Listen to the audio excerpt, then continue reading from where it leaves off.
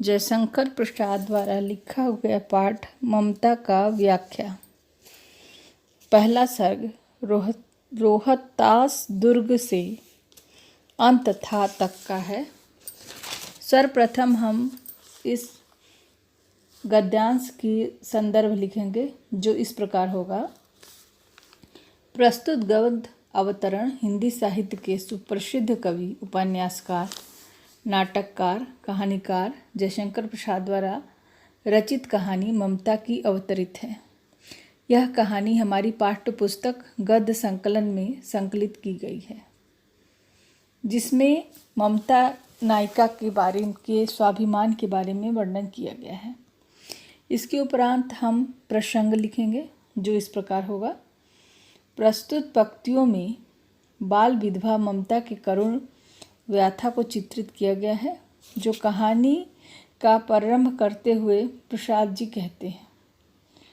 अब हम इस गद्यांश की व्याख्या करेंगे जो इस प्रकार होगा। ममता रोहतास दुर्गपति के मंत्री चूड़ामणि की इकलौती संतान है। दुर्भाग्य से वह बचपन में ही विधवा हो गई थी। अपने पिता के प्रकोष्ठ में बैठी वह सोनी नदी के तेज प्रवाह को देख रही थी। जिस प्रकार सोन नदी उफान बह रही है, उसी प्रकार ममता के यौवन भी पूरी तरह से उफान पर है। उसके यौवन में सोन नदी के उमड़ते हुए अद्भुत प्रवाह की समानता है। वह हर प्रकार से भौतिक सुख से संपन्न है, फिर भी विधवा जीवन में यह कठोर अभिशाप से उसका मन तरह तरह के विचारों और भावों से आंधी से भरा हुआ है। उसकी आंखों में दुख और आंसू बह रहे हैं। विलासिता का सुख भी उससे कांटों के दुखपूर्ण सैया के समान प्रतीक हो रहा है। तात्पर्य यह है कि कांटों की सैया पर सोने वाला व्यक्ति जिस प्रकार हर पर बेचैन रहता है, उसी प्रकार भौतिक सुखों से रहते हुए भी ममता का जीवन कष्टदायक सिद्ध हो रहा है। ममता के पिता चूड़ामणि रोहतास दुर्गपति के मंत्री हैं। उन्होंने ममता के लिए प्रत्येक प्रकार के सुख साधन जुटा रखे हैं। उन्हें किसी भी वस्तु का अभाव नहीं होने देते, किंतु इस धन और संपत्ति के पर्याप्त करने पर भी ममता की मानसिक संतोष नहीं होता। उनका इस कारण का मुख्य कारण है कि उनकी बिटिया बाल विधवा है। हिंदू समाज में विधवा को निम्न कोटि की प्राणी माना जाता है। उसे अपमान, तिरस्कार तथा अपेक्षा ही मिलती है। विधवा का जीवन स्वयं उसी के लिए भार बन जाता है। ऐसी स्थिति में भौतिक साधन उनके वो मानसिक शांति प्रदान नहीं कर सकते। ममता भी ऐसी ही नारी है जो सब प्रकार के साधन होते हुए भी असहाय है। वह वैधव्य के भार को ढो रही है, और यह भार ऐसी है जिसका छुटकारा पाना का कोई भी उपाय चूड़ामणि जी को दिखाई नहीं देता। अब इस गद्यांश में कई जगह कुछ साहित्य सौंदर्य भी है, जिसे हम अंत में लिखेंगे, जिसका टॉपिक होगा साहित्य सौंदर्य। साहित्य सौंदर्य में पहले नंबर पे हम लिखेंगे, प्रसाद जी ने इस पंक्ति में विधवा नारी के जीवन का यथार्थ और मानविकता चित्रण किया है। दूसरा, सामाजिक रूढ़ियों पर लेखक की तीव्र व्यंग है।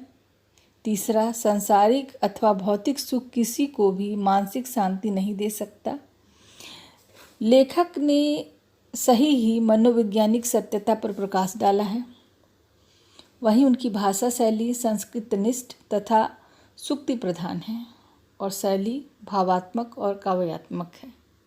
यहाँ लेखक ने कई तरीके से विधवाओं के कष्टपूर्ण जीवन को अपने शब्दों से व्यक्त करने की कोशिश की है। गद्यांश का सेकंड वाक्य है, हे भगवान से बना रही है। यहाँ भी संदर्भ यथावत ही रहेगा, और प्रसंग में हम लिखेंगे, रोहतास दुर्गपति का मंत्री चूड़ामणि अपनी तरुण विधवा बेटी ममता के सुरक्षित भविष्य के लिए मुगल बादशाह शेर शाह से घूस के रूप में विपुल स्वर्ण राशि प्राप्त करता है। जब उस स्वर्ण राशि को ममता को उपहार के रूप में देता है, तब वह अपने पिता से पूछती है कि इतना सोना कहाँ से आया। तब चूड़ामणि उत्कोच लेने की बात अपनी बेटी को बताता है। इस पर ममता उसे धिक्कारती हुए कहती है।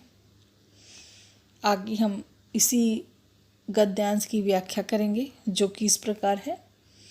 हे भगवान, मेरे इस पिता को धिक्कार है, जिससे मुसीबत के समय के लिए अपना ईमान धर्म बेचकर घूस के रूप में यह विपुल स्वर्णमयी राशि प्राप्त की है। मेरे यह पिता में कितनी मूर्खता है, जो कि यह नहीं जानते हैं कि हम अपनी इच्छा से कुछ नहीं कर सकते। यदि हमारे भाग्य में मुसीबत है तो उसे किसी भी स्थिति में टाला नहीं जा सकता। सारे संसार की धन संपत्ति हमें उस मुसीबत से छुटकारा नहीं दिला सकती। इस विपत्ति को देने वाला परम शक्तिशाली परम पिता परमात्मा है, जो सारे संसार का संचालन करता है। जब उसकी विपत्ति दी है तो उसे किसी भी स्थिति में टाला नहीं जा सकता। यदि हम उसके विरोध में कुछ करते हैं तो यह हमारे उसके प्रति दुस्साहस ही तो है। वह अपने पिता को से कहती है कि हे पिताजी, आप यह अच्छा कार्य नहीं किया। यदि भविष्य में विपत्ति आती भी है तो हम भीख मांगकर अपना पेट पाल सकते हैं, पर घूस लेते से तो वह भीख मांगना कहीं श्रेष्ठ होगा। क्या आपको इस संसार पर यह भी भरोसा नहीं रहा कि कल को वो हमें भीख भी न मिलेगी? यदि आपका यह सोच है तो यह गलत है। आपकी सोच के अनुसार कल को यह धरती हिंदू विहीन न हो जाएगी, जो कि एक ब्राह्मण को अपना पेट भरने के लिए मुट्ठी भर अनाज भिक्षा में न मिलेगा। यदि आप यह सोच रहे हैं तो आपका भयंकर भूल है। ऐसा कदापि नहीं सोचे। इसलिए पिताजी, अतकोच में स्वीकार की गई स्वर्ण राशि वापस कर दीजिए। मैं इसे किसी भी स्थिति में स्वीकार नहीं कर सकती। आपके द्वारा किए गए पराक्रम से मेरा मन ग्लानि से भर गया है। मैं इसे सहन नहीं कर सकती। मैं इसे सह नहीं पा रही हूँ। अतः मेरे आपसे शरीर से नियंत्रण समाप्त हो रहा है। देखो, मेरा शरीर काँप रहा है। इस सोने की चमक में मुझे अंधा कर दे रही है। इस व्याख्या में कुछ साहित्य सौंदर्य भी हैं, जो हम इस प्रकार अंकित करेंगे। पहले नंबर पे ईश्वर की शक्ति में अपार आस्था व्यक्त हुई है कि सुख दुख सभी का नियंता वही है। दूसरा, घूस को निकृष्ट कर्म बताया गया है, इसलिए भिक्षा मांगने को उसकी तुलना में श्रेष्ठ सिद्ध किया गया है। तीसरा, परोक्ष रूप से रिश्वत और घूसखोरी की समस्या के निदान को भी प्रस्तुत किया गया है। यदि रिश्वतखोर व्यक्ति के परिजन उसे घूस लेने पे धिक्कारो तो संभवतः व्यक्ति घूस स्वीकार नहीं कर सकता। चौथे नंबर पे ममता के चरित्र को उज्ज्वलता प्रदान की गई है। वहीं भाषा संस्कृत निष्ठ व्यंग भावपूर्ण है और शैली भावात्मक है, जो कि हमारे मन को पूर्ण रूप से झकझोर देती है। व्याख्या है, काशी के उत्तर से कर रही थी। प्रसंग, रोहतास दुर्ग पर शेर शाह के आक्रमण के कारण ममता के पिता चूड़ामणि वीरगति को प्राप्त हुए। पिता के मृत्यु के उपरांत असहाय ममता रोहतास दुर्ग को छोड़कर धर्मचक्र विहार के खंडहरों में जाकर रहने लगी। लेखक ने इन पंक्तियों में धर्मचक्र विहार की मौर्यकालीन एवं गुप्तकालीन शिल्पकलाओं का वर्णन किया। व्याख्या: काशी नगर के उत्तर में भगवान बुद्ध के सारनाथ नामक धर्मचक्र की स्थापना की थी। इसी स्थान पे मौर्य तथा गुप्त सम्राटों ने अपने यश का प्रचार के लिए अनेक विहार बनाए तथा तरह तरह के स्तूपों का निर्माण कराया, जो शिल्पकला की दृष्टि से अद्वितीय थे। इन बौद्ध विहारों की टूटी फूटी चोटियों व कुंगुरों और उनके चारों ओर खिंची हुई दीवारों में पत्तों और झाड़ियों आदि से ढकी हुई थी। अब खंडहर के रूप में मौर्यकालीन और गुप्तकालीन संस्कृति तथा शिल्पकला के ऐश्वर्य की झलक भर दी थी। धर्मचक्र विहार के इन खंडहरों को देखकर ऐसा प्रतीक हो रहा था मानो ईंटों के ढेर में बिखरी हुई भारतीय शिल्पकला की आत्मा ग्रीष्म ऋतु की चांदनी से अपने आप को शीतल प्रदान कर रही थी। अब इस व्याख्या में कुछ साहित्य सौंदर्य है जो इस प्रकार है। लेखक ने प्राचीन भारतीय संस्कृति और शिल्प श्रेष्ठता की प्रकट किया है। सेकंड, भाषा काव्यात्मक, लाक्षणिक और परिष्कृत खड़ी बोली है। थर्ड, शैली भावात्मक, काव्यात्मक तथा अलंकारिक है। भावसम। फोर्थ, खंडहरों को देखकर प्राचीन भाव ऐश्वर्यपूर्ण जीवन तथा तत्कालीन सम्राटों की कृति का अनुमान लगाया जा सकता है। इसलिए इस उर्दू कवि ने कहा, कब्र वालों के पत्ते देते हैं तबदे कब्र के। पाठ में कुछ महत्वपूर्ण शब्द जो इस प्रकार हैं। प्रकोष्ठ, राजप्रसाद या महल के मुख्य द्वार के पास का कमरा। शोण, सोन नदी जो मध्य प्रदेश से निकलकर बिहार राज्य में गंगा से मिल जाती है। वेदना, दुख। दुहित, पुत्री। मलेक्ष, असभ्य और गंदा व्यक्ति।